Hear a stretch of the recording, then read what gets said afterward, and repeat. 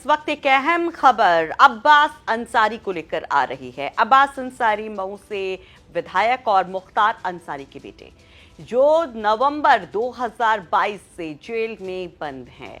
तमाम कोशिशों के बावजूद अब्बास अंसारी को राहत नहीं मिल पा रही थी, लेकिन एक अब अच्छी खबर अब्बास अंसारी, उनके परिवार और उनके समर्थकों के लिए सुप्रीम कोर्ट से अंतरिम जमानत मिली है अब्बास अंसारी को गैंगस्टर मामले में, जिसको लेकर यह कहा गया कि अगर ये मामला ना होता तो 5 महीने पहले ही शायद अब्बास अंसारी बाहर होते। लेकिन सुप्रीम कोर्ट ने ये जो राहत दी है वो साफ शर्त दी है, कई सारी कंडीशंस लगाई गई हैं और ये भी कहा गया है कि अब इस जमानत की अवधि को बढ़ाया भी जा सकता है अगर अब्बास अंसारी का आचरण ठीक रहता है। 6 हफ्ते बाद इस मामले में फिर से सुनवाई होनी है। तो अब्बास अंसारी को किन शर्तों के साथ जमानत मिली है, क्या वाकई में अब्बास अंसारी के लिए ये बड़ी खुशी की बात है या नहीं है, इन शर्तों के बाद वो तमाम चीजें हम आपको जरूर बताएंगे। लेकिन पहले ये जान लीजिए कि किस तरीके से अब्बास अंसारी मुश्किलों में घिरे थे। 2022 में चुनाव जीते थे, कई सारे उनके बयान उस वक्त वायरल हुए थे और उसके बाद नवंबर में मुश्किलें बढ़नी शुरू हो गई थी। मनी लॉन्ड्रिंग का एक केस था जिसमें पहले ईडी ने उन्हें समन जारी कर पूछताछ के लिए बुलाया था। फिर ये कहा गया कि अब्बास अंसारी सहयोग नहीं दे रहे हैं और उसके बाद उनकी गिरफ्तारी हो जाती है।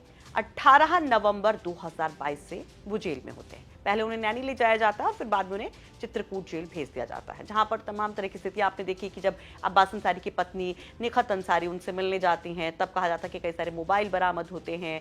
अब वहां पर बहुत सारी आपत्तिजनक चीजें पकड़ी जाती हैं और इस मामले में अब्बास अंसारी की पत्नी भी फंस जाती है, वो भी जेल पहुंच जाती है।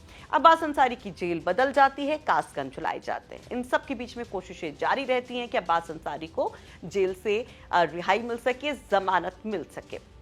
इन सब के बीच में मुख्तार अंसारी का निधन हो जाता है। तब अब्बास अंसारी जेल से बाहर आते हैं, लेकिन पैरोल पर अपने पिता की कब्र पर फातिया पढ़ने के लिए। लेकिन इधर अब्बास अंसारी की कोशिशें जारी रहती हैं। करीब 10 मामलों में अब्बास अंसारी को राहत मिल जाती है। अब लगता है कि शायद अब्बास अंसारी वापस बाहर आ जाएंगे जेल से, अपनों के बीच में होंगे। लेकिन एकाएक सितंबर 2024 में एक नया मामला सामने आता है और यह मामला यही होता है, गैंगस्टर वाला मामला, जिसमें सुप्रीम कोर्ट ने अंतरिम जमानत दी है साफ शर्त, जिसके बाद अब्बास अंसारी की रिहाई नहीं हो पाती है। करीब 5 महीने का वक्त लगता है आज सुप्रीम कोर्ट के आदेश को लेकर।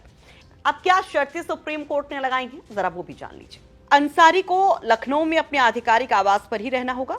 दूसरी शर्त यह है कि वो जिला पुलिस प्रशासन और जिला कोर्ट की पूर्व अनुमति से ही अपने निर्वाचन क्षेत्र का दौरा कर सकेंगे।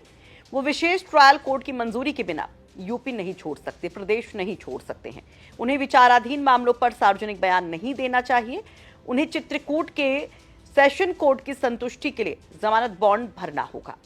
और साथ ही साथ ये कहा गया कि 6 हफ्ते में अंसारी का आचरण कैसा रहा, इसकी रिपोर्ट भी कोर्ट में पेश की जाएगी और उसके बाद आगे की समीक्षा की जाएगी कि अब्बास अंसारी की इस अंतरिम जमानत की अवधि को बढ़ाया जाए या फिर नहीं।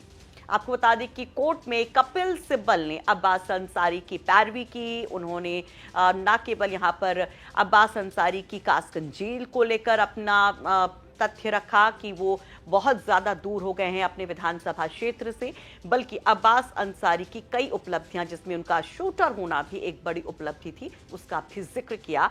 हालांकि यहाँ पर सॉलिसिटर जनरल यहाँ कपिल सिब्बल के तमाम तथ्यों को काटने की कोशिश की और कोर्ट से कहा कि जमानत नहीं मिलनी चाहिए अब्बास अंसारी को, लेकिन इस पर कोर्ट ने कहा कि आप किसी को इतने दिन तक जेल में नहीं रख सकते और आखिरकार एक राहत भरी खबर आ गई अब्बास अंसारी के लिए।